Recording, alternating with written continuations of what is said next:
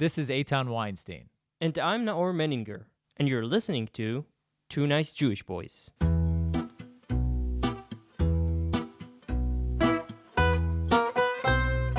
This podcast is made in collaboration with Arutz Sheva, IsraelNationalNews.com.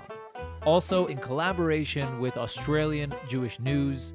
Check them out at ajn.timesofisrael.com.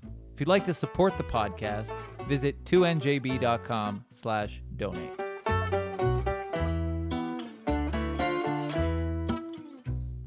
What do you have in your fridge right now? Some eggs, a head of wilted lettuce, maybe a loaf of bread. How do you decide when it's time to move on? When your food is overdue and destined to be thrown out and replaced by fresh, shiny, new food? According to some estimates, about 30 to 40% of all food in the United States is being wasted, thrown to the garbage because it wasn't eaten in time. Sometimes we even throw good food away, food that's still completely edible.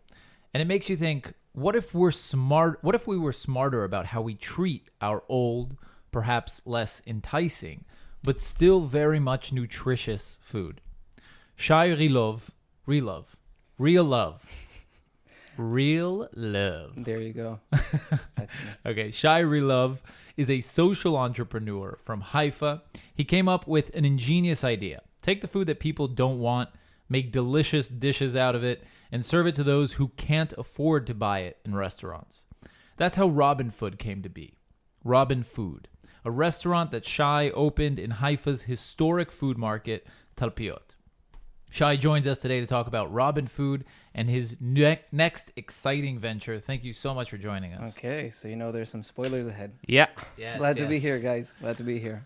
So before we started, I asked you because I wanted some context, and then I stopped you from answering because I didn't want to not be surprised. Yeah, and I just stopped myself. I'm also correcting you in the middle of your sentence as well. It's tricky because we are in a niche that's kind of is where worlds collide. Okay. People are used to think of food waste. They're used to thinking of something specific. They're used to thinking of food rescue. They're used to thinking of something specific. What we're trying to do is engage the general public in the story of food waste. Obviously, it's relevant to us all. We've all experienced it somehow, whether it be in our homes, in our jobs, in our schools, in our work, in our army. And we've probably at some point said, isn't that a shame that all this perfectly good food is wasted or wasn't used in time, as you said. And like you said, the statistics are astounding. In Israel alone, about 20 billion shekels worth of food is wasted each year, which is about $5 billion in this tiny, tiny country, just to give you a sense of scale.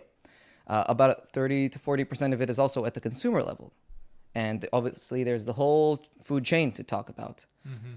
And there's many ways to approach this topic. And since it's something that's relevant for everyone and all around the world and every step of the chain, many organizations and enterprises and events have come about.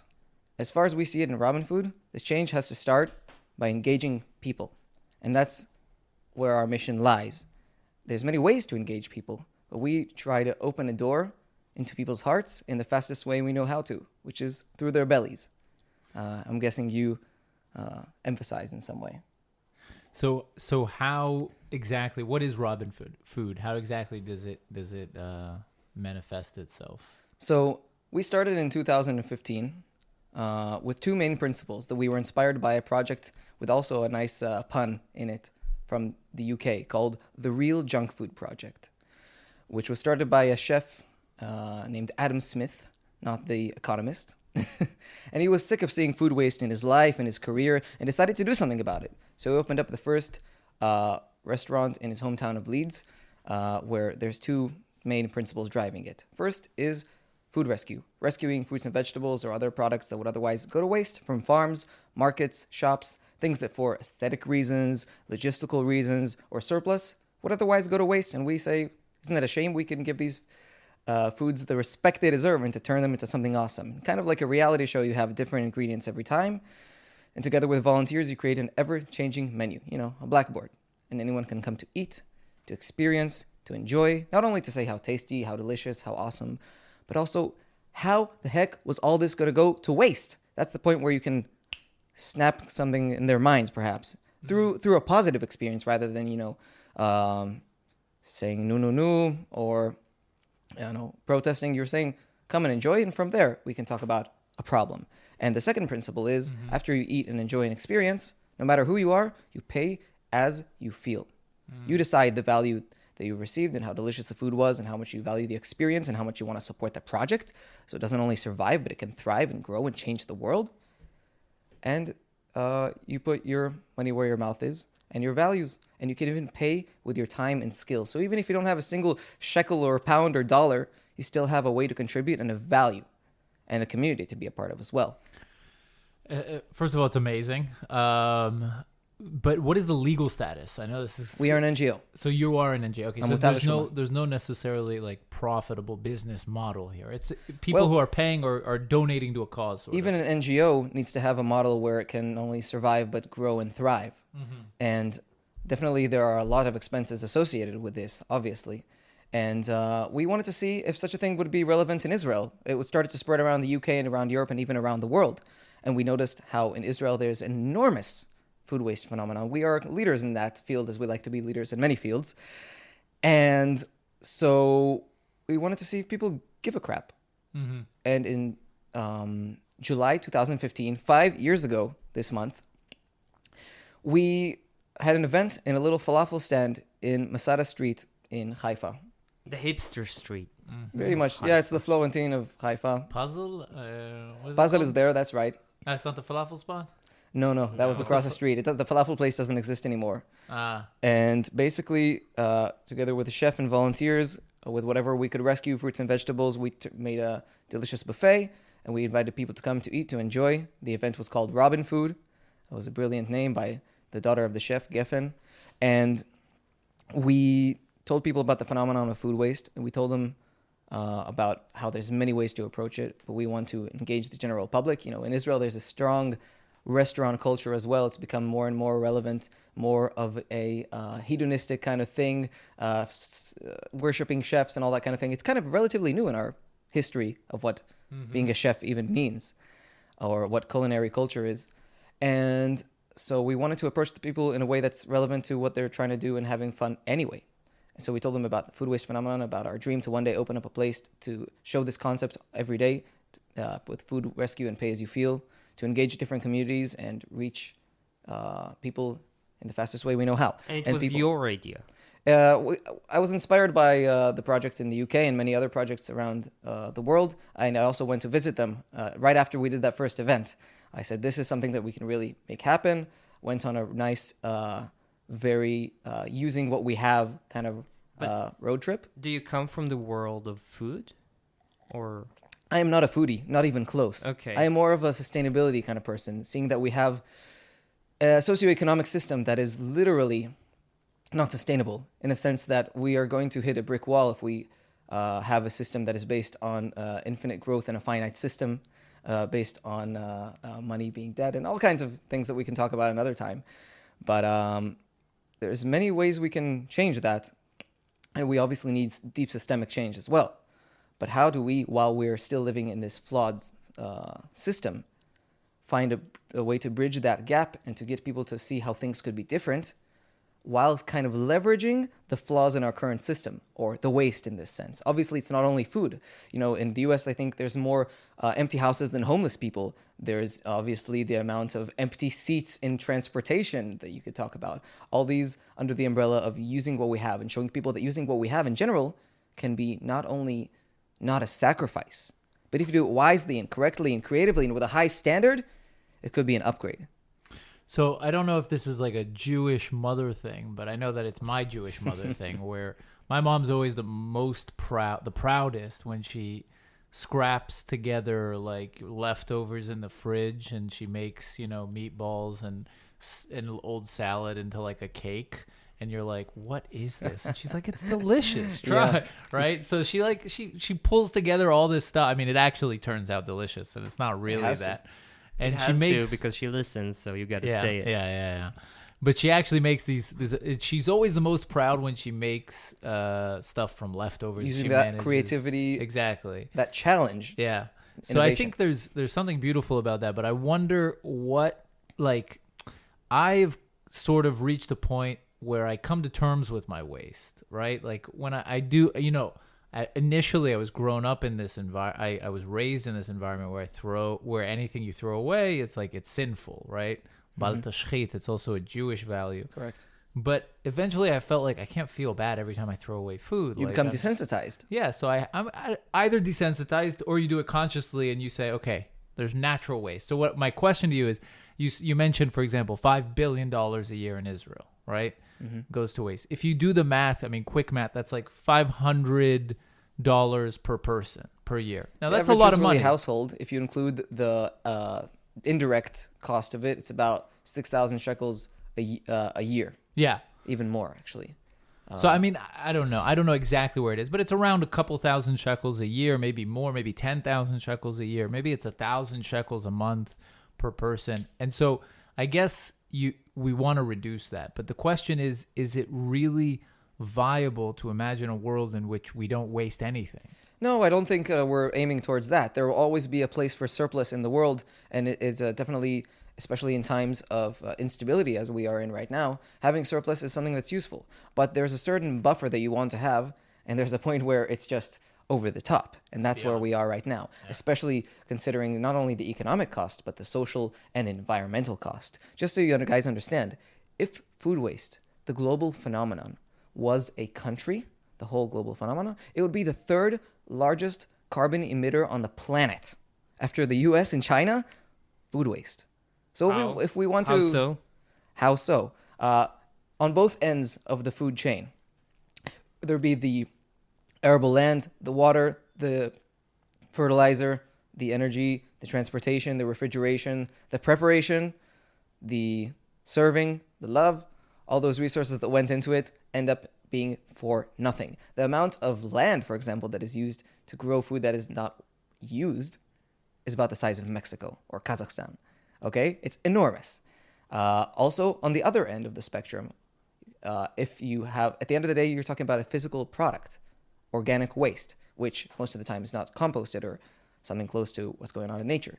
And what you have in landfill is that terrible smell that you know. But it's not just a smell, and it's not just taking up tons and tons of landfill area, but it produces a lot of methane, which is a much more potent greenhouse gas than CO2. We're used to talking about CO2 or using that as some kind of equivalent. But on the short-term scale, in the 20 years-ish, it's about 60 to 80 times more potent than CO2 What as a greenhouse produces the gas. methane? The anaerobic digestion caused by basically putting food in landfill rather than having an aerobic. Yeah, basically. I mean, what happens in nature or in a compost bin, which is kind of an accelerated process, is something called aerobic digestion. It's where you have a certain balance of carbon and nitrogen, but you also have wet and dry. It's not too wet and not too dry, and there's enough air to flow through it, which is why it's aerobic. Aerobic bacteria consume it. And anaerobic bacteria is the terrible smell we know and the methane emissions. Maybe you guys have heard of biogas and all that. It actually leverages the anaerobic process to make gas. Methane. But most of that is going up to our atmosphere and becoming a very serious problem. So, okay, so you guys have this initiative where you collect this, what would otherwise be wasted food, make these amazing meals, and your goal is to, one, make use of, not have this food go to waste, but mostly, if I'm understanding right, primarily to change people's perspective. Correct. We're the tip of the iceberg in terms of the food waste with what we rescue, and we're aware of that. Our point is to demonstrate what could be and how such amazing and nutritious and delicious food gets wasted, whether it be from farmers that we're in touch with, whether it's the wholesale market, which I can show you pictures and you won't believe your eyes what happens there daily, whether it be local shops and all kinds of other organizations that we've collaborated with. Basically serving this to a very, very varied community of people. We have, at the restaurant that we had in the last 2 years, a lawyer, a student, and a homeless guy all sitting in the same restaurant, treated as equals. And anyone could decide what the value that they received is and what the value that they can or want to give back is. And that way we also had, obviously, a very diverse group of volunteers, whether it be high schoolers or even younger sometimes. You won't believe the amazing kids who get on board, and, on the other end, pensioners. students and everyone in between. Wait, And but also- how did you go from this Oh event yeah, to what a jump in owning- the timeline. You're right. So this event triggered the hard work that was to become the Robin Food organization, where we basically turned these events into something bigger and bigger, with hundreds of people coming eventually from all over the country, with more features like a give-take market of clothes and books. I don't know if there's a better term in English, maybe a swap shop. Obviously, books and clothes, there's tons of those. You could probably stop creating clothes for the next maybe 10 years and not only be okay, but also save a lot of terrible human and environmental impacts of it. But yeah, again, through something fun and, a party. It's all supposed to be a party of celebrating what we already have. We also had like cooking contests and lectures and bands coming to play. So basically these really small festivals basically that kept on growing. And we opened up an NGO so that we could have something to facilitate our vision based on these same principles. lots of bureaucracy and Yeah. Thank the universe that we had help from people, professionals of all kind, and a lot of backup, including the Haifa Boston connection, where we participated in a social enterprise accelerator. Shout out to Haifa Boston, still helping us out to this day. And we learned how to, identify the problems and create a plan through that. And not only did we do these events and these celebrations, but people started to ask us to provide our services, basically. Something educational and experiential, which is what we're all about, whether it be in the form of lectures, workshops, catering. We did even a wedding last year, cooking contests, giving people themselves the Robin Food Challenge. Imagine this is what you got. This is the time you have. These are the people you got. Split into groups. Let's see you make the most delicious, amazing, beautiful dish you can. Everybody gets to work, and it's a real fun process. At the end, you present what you got. Judges, we laugh, we cry. Eyal we eat. Shani's there, and it's like amazing. He hasn't come yet, but we're working on that. Okay. Eyal Shani, if you're listening, come on up and taste our tomatoes. I'm a fan of tomatoes, by the way. Big Okay. fan. Almost as big of a fan as Eyal Shani. And so yeah, this is a way to everybody kind of, if you're talking about Eyal Shani, a master chef, but, a dumpster chef, if you will. You can make, we have food waste puns in English and Hebrew you won't believe. I know them in other languages as well. Every food waste enterprise in the world almost is like a pun. It's great. To no end. To no end. For example, in Rotterdam, they have a soup company using ugly veg, and it's called kromkommer. Komkommer is cucumber, and krom is crooked. So kromkommer. And we are Robin Food, which There was works a- better with an there- Israeli accent, you have to admit. There was a restaurant in Atlanta. I went to high school in Atlanta, and there was a restaurant called Let Us Surprise You. And I was like, you guys, that was just like one pun too many. Like, you should have left it at like, let us surprise you. Yeah. Or let us turn up the beat, have a party. Yeah. Yeah. Very good. It's endless.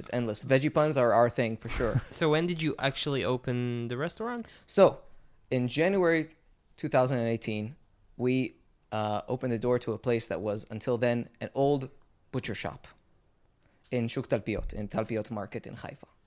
A place that was, run down for the past few decades, but was slowly having a bit of a renaissance. And this place was bought by a real estate company who also wants to kind of increase the activity in the area and make something good happen while they work on getting a permit to destroy the place, basically.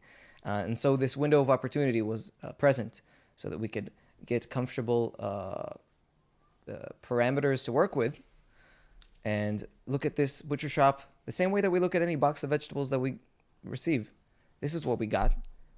Let's use what we have and make it into something that reflects our values. So together with the volunteers, including carpenters and welders and interior designers and electricians, and together with rescued materials and things that we found and things that were donated to us and things that were already there also, we turned this place into something quite amazing. And also did a crowdfunding campaign on Head Start, the Israeli crowdfunding campaign, the main one. And that was crazy. Doing both of these things at the same time was absolutely insane. So you guys had the actual restaurant is in the Talpyiot market? Not Yes. anymore. Not anymore. That's right. This is a live update. But let's get to that part later, so we Okay. can get what was happening there for the last Yeah. 2 years. Okay, so tell us about it. So, Also, if you can tell about some dishes, for example, or some like Sure, an example sure. of a day. What did you get and what did you make out of it? sure. So just to get to the point where we started serving dishes, we had this crowdfunding campaign and people took part, and we had a hilarious video, which you can still check out, and I can send it to y'all. In May 2018, we reached 110% of our goal. We had the place ready enough to do something with whatever we had, including donations of, concrete, whatever. But still trying to be a little minimalist because, this place is not forever. With a big party, including guest chefs and guest volunteers, and Channel 2 News, which did a huge item on us. We opened up with a big party telling people, here we are. It took us almost 3 years. We did the impossible. Come and eat. And in those 3 years, we served, a lot of different dishes. We even had a WhatsApp group where people could see the picture of the menu every day, where our chef Kobe basically, was in a reality show every day, and say he had a lot of zucchinis that were oversized from some farm, and some tomatoes from the wholesale market. We would do zucchini Provence, which was like a slow-cooked French-style, full of herbs type dish.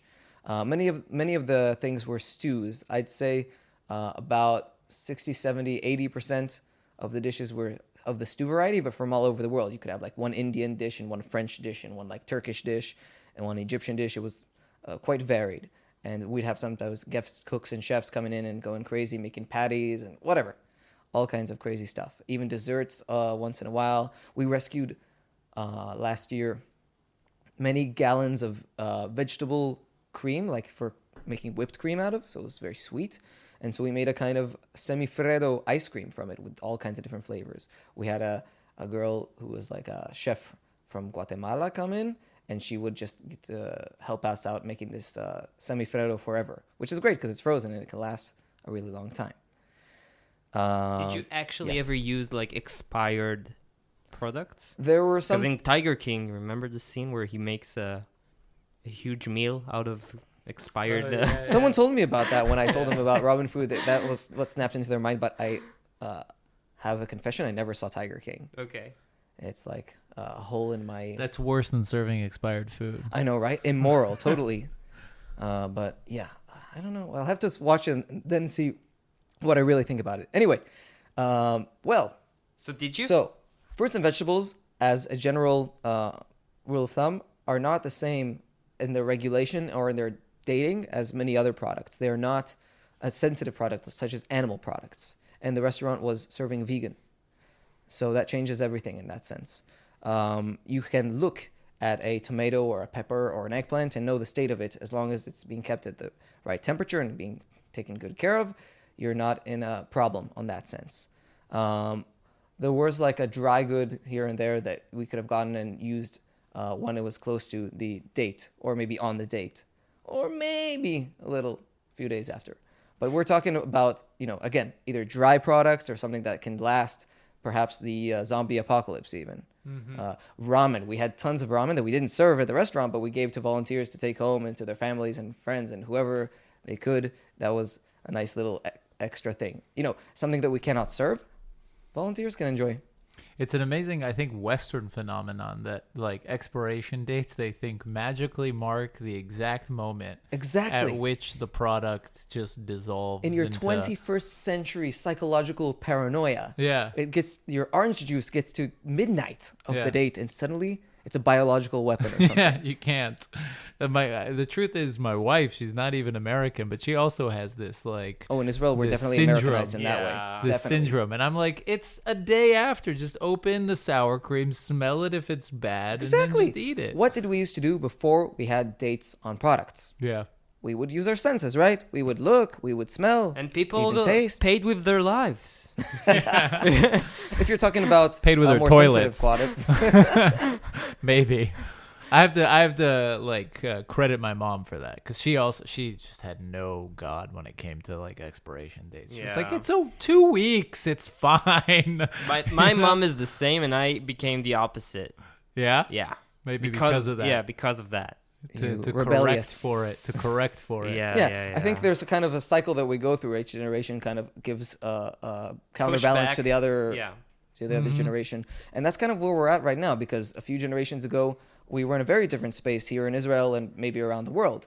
This whole 21st century food security, abundance, you open the tap and you have water, all these kinds of things are relatively new in our history, but we became accustomed to them real fast. And this is why our mentality of abundance changes the way that we approach materials and resources in general, but food as one of them. And definitely when times of crisis strike, we realize the precious nature of them much more. Yeah. Speaking of, what happened So, to the restaurant? So the place is going to receive a permit to be destroyed and rebuilt quite soon in the coming months. And Corona struck, so we were not able to serve in any case. So we leveraged this time to pack the place up and prepare for the next stage of Robin Food, using the lessons that we've learned, using the amazing audience that has taken part and followed us. We also, we've been around the whole country giving these lectures and cooking contests, and we're still doing some of that. I mean, I'm still lecturing. Whoever is interested, call me up. And even a salad contest we can still do even with the restaurant apparatus. And now we are working on something that started already before this whole thing happened. Together with the Technion, the Technical University of Haifa, and the social Hamama is incubator that they have, connecting different faculties with social projects. So with the Faculty of Computer Sciences, they approached us and said, hey, what would you dream of doing with us? And I told them right off the bat, a food sharing app. Because this, we've actually basically had a proof of concept of this going for the last 5 years, ever since the beginning of the project. Our third co-founder, Noah, opened up Facebook groups, the most simple kind of thing you can do, right? Called food sharing, name of place, Haifa, Jerusalem, Tel Aviv. People could, they bought too much, cooked too much. We're going on a diet, going abroad, moving house. They had a party and had things left over. They didn't want the food, whatever.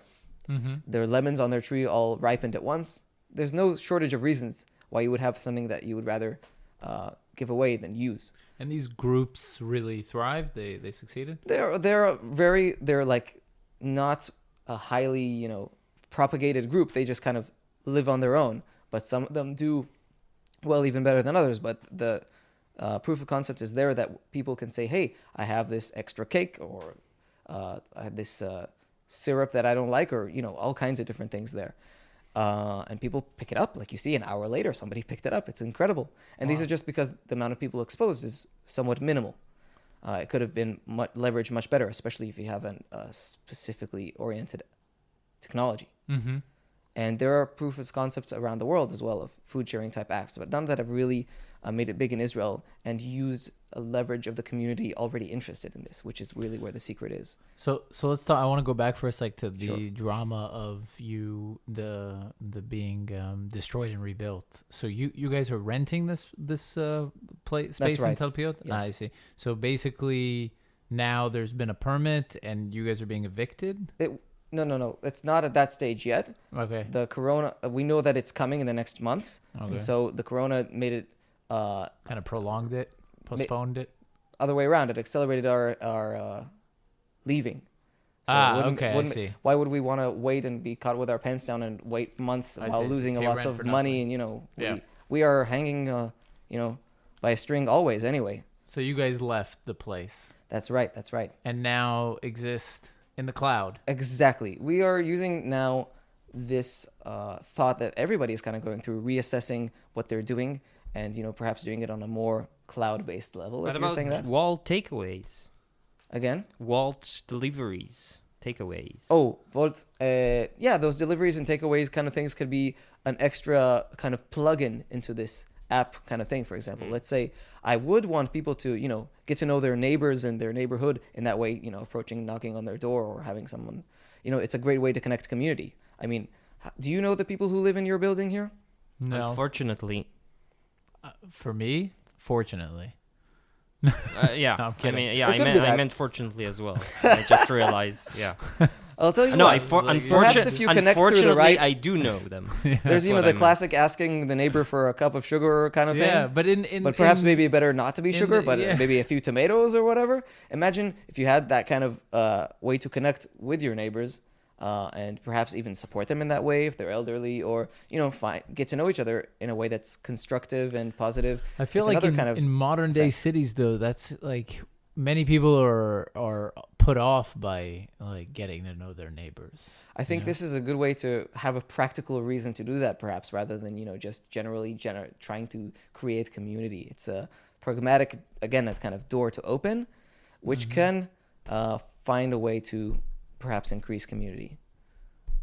You I mean, think? I think people we're in our own bubbles digitally. And so we're communicating with people around the world, and people around the world are going to hear this podcast. But then again, the actual physical resources that we can share amongst us maybe are right above or below us in our building. And these people who may be different than us in their worldviews, in their stories, in their age, in their ethnicity, there's a lot perhaps that we can learn from them. And through the act of food sharing, which is kind of like the oldest kind of thing in the humanity textbook, is something to connect people in ways. I mean, that's what Robin Food is about anyway. Food is the door to open connection. And through an experience, a shared experience of eating and enjoying together, or in this case, sharing food, we can open avenues that weren't there before. You should open a dating section inside the app. Well, it kind of And is a Tinder then for maybe food already, I'll maybe. download it. Sorry? Maybe it kind of already is a Tinder for food, Yeah. so to speak. So they're actually, the Technion team, before they finished, they started to check out the opportunity to do a kind of community meals function where you can kind of, hey, I'm missing this thing and I want to make that. Lasagna and I'm missing pasta sheets, or whatever it's called. Maybe that could be kind of a way to get a little more romantic and what's cooking, good looking kind of thing. Yeah. You should make the icon an eggplant and a peach. And then You're just Took me a second. downloaded. It would get downloaded a lot more. There's It's also like the clickbait. splash icon where you could Yeah, exactly. run them under the tap to clean them before you cook them. That's Yeah, what it means, of right? course, That's of course. that's what I assumed at least. Yes. Can you give like some practical tips Yes. to the average I definitely Joe? can. And one thing I've actually been thinking of to add as another kind of service is to actually be able to either virtually or physically come to people's homes, open up their fridge, their pantry, their freezer. I mean, maybe I could start by asking you guys. Do you know what's going on in your fridge right now? You Yes. started with this Yes, question. yeah. Yes? Okay. Do you know what's going on in Yeah. your pantry? Like if I was to go and take a look. Yeah, roughly, but like, I mean, it's a mess. There's stuff there that like has Yeah. been there for a while. Fair enough. Yeah, that I sounds mean, about right. It's not wasted because the maggots eat it. So, so Yeah, it's all this in a is the circle of life. yes. Exactly. How about your freezer? I'll know 60% to 70% of what's in there. The freezer is a funny thing because, I mean, I guess you guys can look at it that way. It can be a great tool to prevent food waste, right? I mean, you have a soft peach, you can cut it up, put it there, and then it'll be a smoothie a month later if you want. But at the same time, who the hell knows what's going on there, right? It could be a slow graveyard for your food. Yeah. So maybe we'll be doing some kind of intervention fridge kind of learning how to prevent food waste in the home kind of thing, maybe through Zoom or maybe in person. We'll see how things progress on the global health aspect. Like Eitan's image- wife will thank you. Yeah, image. What's it called? Analysis. Yeah, analysis technology is getting pretty good. You guys should maybe look into like an app where you can take a picture of your fridge. One of our analyze volunteers what is looking foods- at that, like machine really? learning for image processing of foods, basically. Wow. It could be relevant for the app even in the way it already is, where people can put up a picture of 3 peaches and it could say, hey, 3 peaches, and you don't even have to put that in. Make you a Yeah. little bit lazier. We're all about the Exactly. lazy consumer. Yeah, we don't want to type. So, as speaking of lazy consumer, what can we do as consumers to prevent our food waste? Well, the first step, obviously, that we're trying to address in Robin Food is to be aware. Realize that the food waste is such a huge issue, and that even if you're looking at in the most, selfish of ways, it's a freaking waste of money. And you work hard for that money, and food is a precious resource that you can enjoy rather than waste. So let's go through like the timeline of what you do. Before we even talk about like going shopping, we talked about knowing what's going on and what we have. Oftentimes, we can prevent perhaps an entire trip to the supermarket using those things that maybe, there's a pepper in the fridge behind the carton of milk that if we don't use today in our stir fry, maybe too late for it. Or in the pantry, there's that thing that we bought for some recipe and now we have no clue what to do with it. And maybe we can do some Googling and figure out something amazing. Or in the freezer, who the hell knows what's going on in there? I think that's one of the big things is like I often go to the supermarket and buy according to what I want to eat as opposed to like prepare according to what I have. Right. Imagine if you bring a few friends over and you have a night, you do some Googling, you do some creative stuff, and you do a kind of Master Chef kind of evening. You end up eating a lot of delicious food, learning perhaps some new culinary techniques or Probably or not dishes. so delicious in the beginning. Yeah, you can work your way up there. Probably. But I swear, like search engines are these days, you can literally just type in ingredients and get tons of great ideas. And so perhaps you could skip a whole trip to the supermarket and get a fun dumpster chef night out of it, and save a lot of money. Let's say you did all that and you still are going shopping. What's the first thing you can do before you even enter the supermarket? You guys got any? Make a list. There you go, man. It's the easiest technology of them all, right? I do it all the time because I'm a responsible grown-up person. What a responsible Eitan. consumer. Wow. Yes. Don't lists. list shame me. Often when I ask this question to people, they also talk about not going shopping on an empty stomach, Yeah. which is a classic. Yeah. But yeah, let's Also if we're wear a jumping to the mask. supermarket. These days, it's a useful thing, but perhaps there's in a way I'm thinking that could be relevant always. Okay, here's the question: what is the goal of the supermarket at the end of the day? To make money. There you go. Sell product to make money, and they have decades of experience of making that happen. They don't really care what you do with the food after you take it out of the checkout. They have a want you special to- algorithm that makes sure that no matter what are the two things you're looking for, they'll always be the most apart from each other. The essentials will be at the back. You'll have to pass through the whole supermarket. Yeah. Definitely, the way things are placed, the colors, the smells, even it's all very specifically designed to increase our consumption, and perhaps manipulate us emotionally, psychologically. Since the age of Freud, we've learned how to take our flaws as screwed up monkeys, half-baked humans, and turn that into something profitable. Maybe you've heard of Edward Bernays, who really was Freud's nephew and really turned that into the modern advertising industry, basically. And the supermarkets have become great at it. You'll have the colorful cornflakes on the low enough shelf so the kid can see it and nag their mom. You'll have those 1+1 deals in the checkout counter where you say, I'm not a sucker, or a file in Hebrew, and you decide to take those. And perhaps what the supermarket is doing at that stage is taking their waste and moving it onto you. Perhaps you'll be the waster in the end and you'll be the file.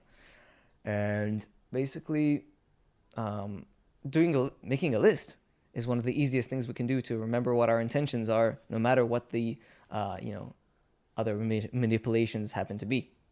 But should I take the 1+1 deal? Or because I try not to take it. You definitely shouldn't if it's something that you weren't intending, or if you don't know that you use up a I large wanted amount one of it anyway. of that thing. So you one probably ice cream. shouldn't. If And you're I paying ended the up- same amount and you're paying for at the end of the stay, first of all, storage space. Let's say your fridge is not an infinite space. Two, you're going to have to rush to perhaps use it faster than you were intending to, which is okay if you're planning a dumpster chef kind of night. And three, it's just another mental thing to deal with. And, at the end of the day, food waste is not just at the household level. It's not just, the waste of purchasing money, but at the end of the day, more trips to take your trash out, worse smell. And that actually has a monetary value to it as well, in terms of what you pay in municipal taxes even. And so even on that level, we have an incentive to prevent food waste at that local level. So the 1+1 deal, use your head before you decide to buy. And definitely if it's not on the list, then you should think twice. Also, if we're talking about going to the supermarket, higher frequencies reduce the amount of food waste usually, because it means you're buying for a shorter amount of time, and what you have a better way to predict the short term rather than the long term. But these Yes. all sound like they're increasing cost, right? Because don't take the 1+1 or go to the supermarket. What's the cost of more one often. rather than a 1+1? What's the cost that difference? you're getting 2 for less, right? The average price of each one. So if it's like If you're going to if waste it's it, then it's the same. yeah, of course. But if it's a non-perishable, right? Then like maybe you'll Sure. save. Sometimes it could be worth it. Or if you go often to the supermarket, it means like, for example, like I go often because I'm too like To the pricey one. I'm too disorganized to like sit right now in front of the computer and prepare a list that I'm gonna get in 2 or 3 days, right? It's like Right. I need stuff now. I go to the supermarket, I get it, Mm-hmm. and then inevitably I go to the supermarket downstairs around the corner, and it's really expensive. Mm-hmm. So maybe, I mean, is there like an in between? Yeah, for example, online shopping can help with that, and that could be a preventative measure, especially if you really are kind of understanding what you want, which is something that people have also pointed out to me. I had never done online shopping myself. I don't really go shopping for food. I don't know if you would have guessed that, but I don't. I mean, I'm Rather, the front end you of the co- supermarket. You collect it Yeah. I don't really. even today. Even today, yeah, it's just I'm. How? So what do you mean? You So don't we have, buy for food? Go example- through the trash of No, we're Apartment talking buildings. about, for example, something that we've partnered with in a very Israeli type of fashion is the wholesale market of Haifa. It's like the market of the markets, selling to restaurants, to veggie shops, to where is it everything. in Haifa? It's downtown near the flea market. People don't usually go there because, again, it's not for consumers and it's open all night. It closes early in the morning. We go there, either collect directly from the stall owners or for things that they've already put aside. And it could be sometimes mountains of vegetables. You never know what you're going to get. I got kiwis last week. It was insane.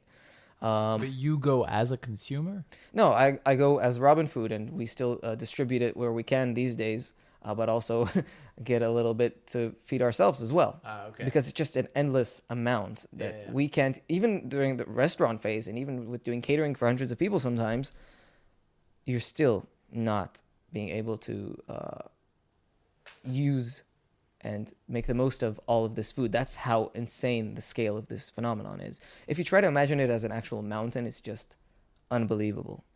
And so back to basically the idea of being a consumer, most of these things are not necessarily, if you're talking about the shopping frequency, it depends on where you're shopping, first of all.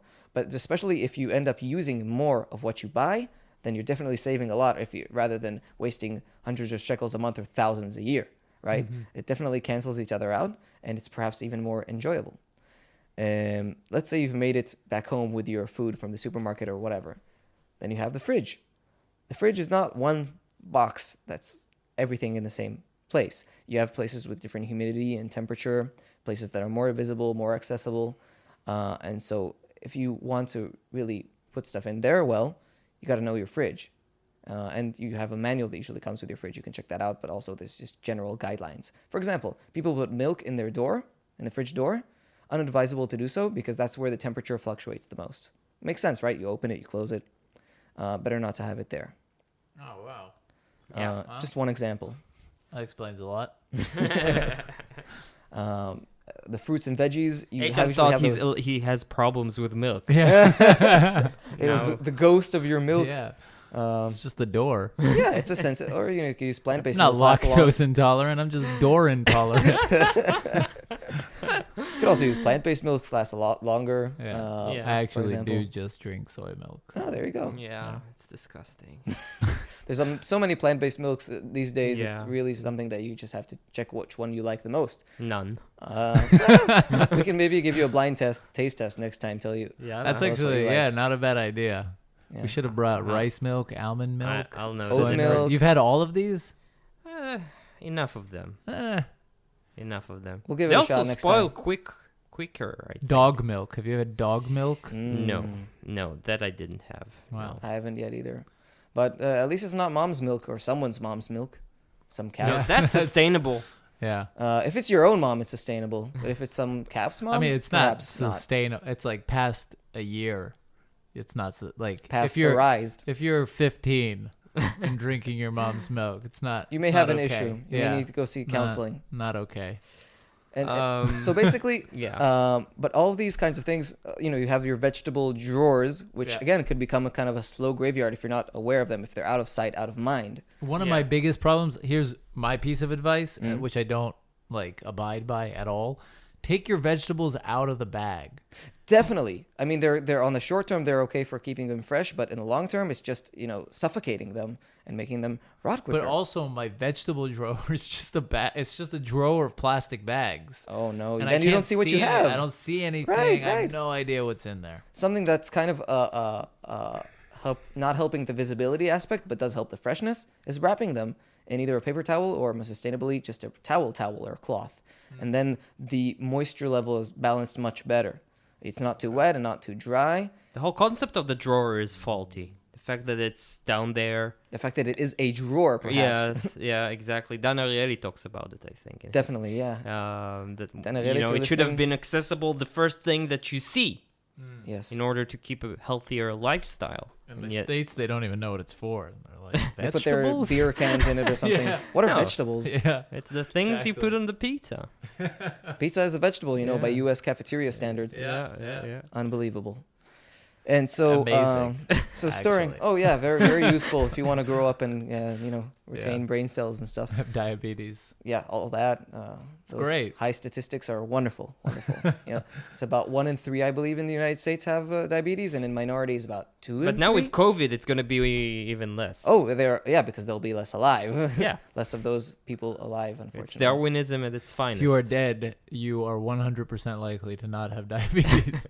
Not anymore, at least. Yes, Yeah. Yeah. it's no longer a condition. That got morbid. So anyway, okay, we are close to wrapping things up. Anything we Oh missed? yeah, definitely. First of all, if we're talking about fridges and stuff, the freezer can be wonderful preventing food waste, whether it be cooked food or soft fruit, like we said, for making shakes. You can definitely be creative with whatever you have. And of course, let's say you still have this surplus for whatever reason, you can share it. And we are trying to now create that platform. This is a call to anybody who's listening. We are now in the stage that we have kind of received from the Technion this product, which is unpolished, unfinished, and we want to bring it out into the world. So now we're fixing up whatever we can, trying to do it in the most professional way we can. And it's kind of crazy. I'm used to, coordinating volunteers who are helping with the rescues and kitchen and serving and explanation and events. But now, like in the high-tech sector, I'm not a high-tech guy. So I'm kind of doing this thing blind and using the wisdom of the people who are joining. So first of all, welcome to join the tech team and take this to the next level. What do you need? Designers, QA, The first thing I need is Android developers. That is Okay. the number one priority. But front end or back end? actually, Look at me. full stack. Oh, okay. Ooh, look at that! I'm learning tech slang. Yes, whoever comes will find a way to find their way to help. For example, we don't have a web-based app, but people who are interested enough, maybe they can start by making it and making that more accessible to people in that way. Perhaps for elderly people, it'll be more useful. Things like that, designing and all that. But also, there's the next stage, which anyone can take part of, and that's the implementation assimilation stage. We have communities all over the country which could, and perhaps all over the world, by the way, which would be interested in making this thing happen and being ambassadors to it, whether it be approaching your neighbors in the building and getting them to sign up and take part and having a nice way to communicate with them through that as well. But also whether it be youth movements or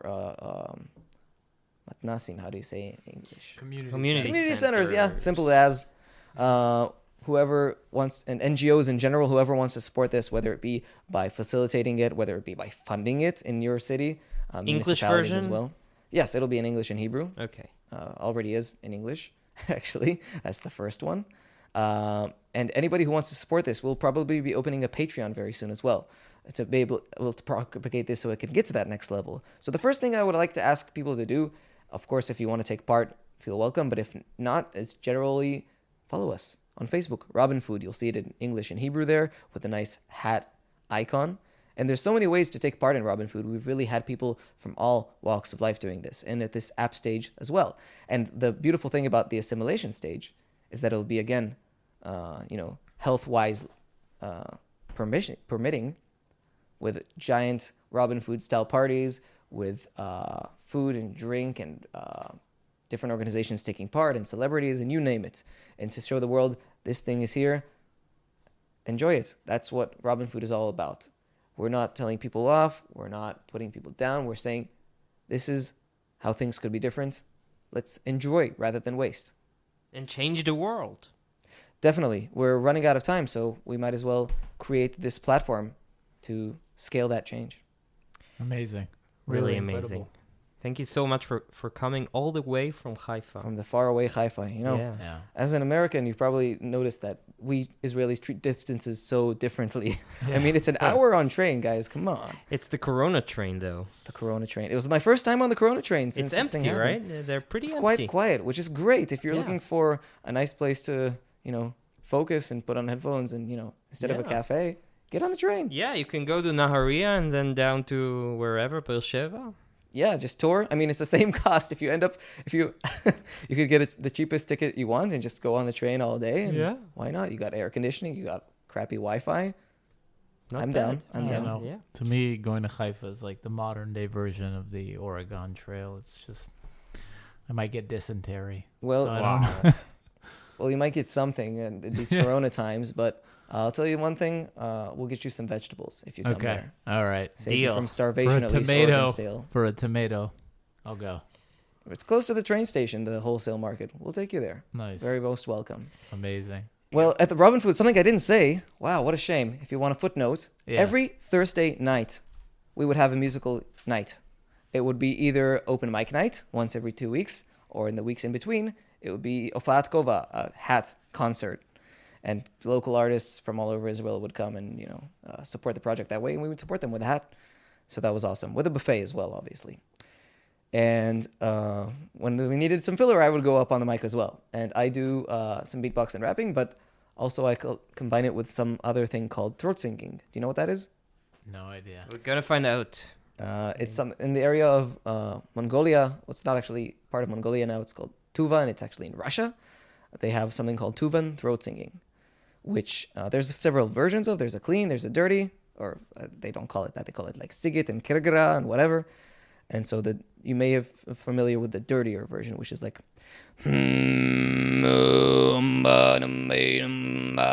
with the beer. It's a little weird, but No, it sounds good. and you have an overtone, which is like Yeah. you hear there's like two tones there, and you can even do stuff with it. So you can combine like beatbox and throat singing. Like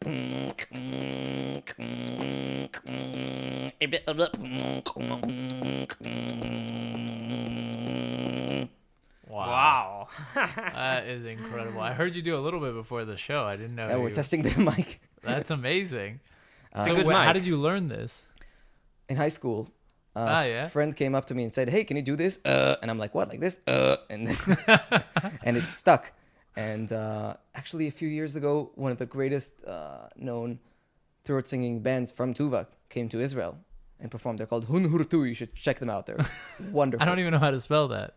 HUUN space HUUR space TU. Hun Hurtu. Hunhurtu. Hun Hurtu. Okay, wow. And I asked one of the guys after the show, like, "Do you know somebody who does like throat singing and beatbox?" And he was like, "Yes, but just for fun." And I was like, "Okay, maybe there's like a niche that I could get into there." So I've abandoned the artistic side of I'm also a graphic designer. All this kind of stuff is great and fun and meaningful, perhaps. But I feel like my life would be wasted if I don't spend it mostly focusing on saving the planet and humanity and civilization. You're an entrepreneur at heart. I suppose so. Yeah, it's something inside that drives you wanting to create something that wasn't there. There's enough artists, there's enough musicians, there's enough designers. Maybe I could add something to there, but damn, we got to work fast on other things. Nice. Cool.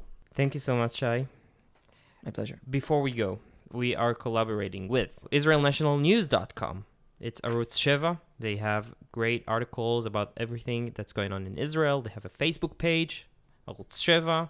So check them out at IsraelNationalNews.com. Also, And Down Under, which Down Under. you lived in New Zealand, you New said? Zealand, I was a bit of a Kiwi for a while. Nice. So we have a collaboration with AJN. AJN, I know.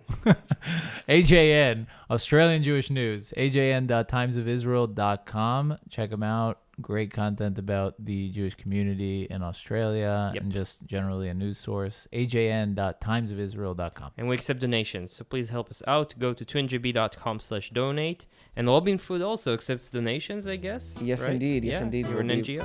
releasing a platform for that real soon, Okay. Patreon style. So we'll put a link. Toda raba.